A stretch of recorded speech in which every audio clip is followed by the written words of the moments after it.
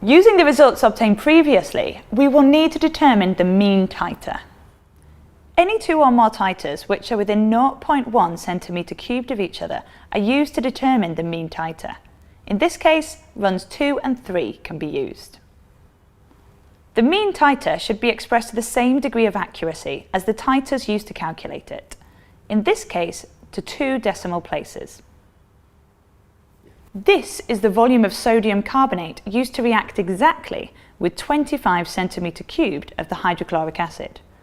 Since the concentration of the sodium carbonate is known, the amount in moles of sodium carbonate in this mean titer can be calculated.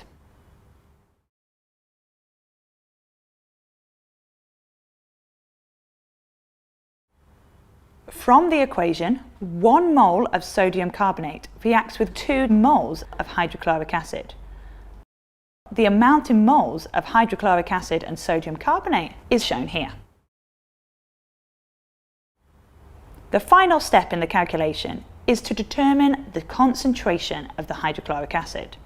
To do this, divide the amount in moles by the volume that amount is in to give a final concentration.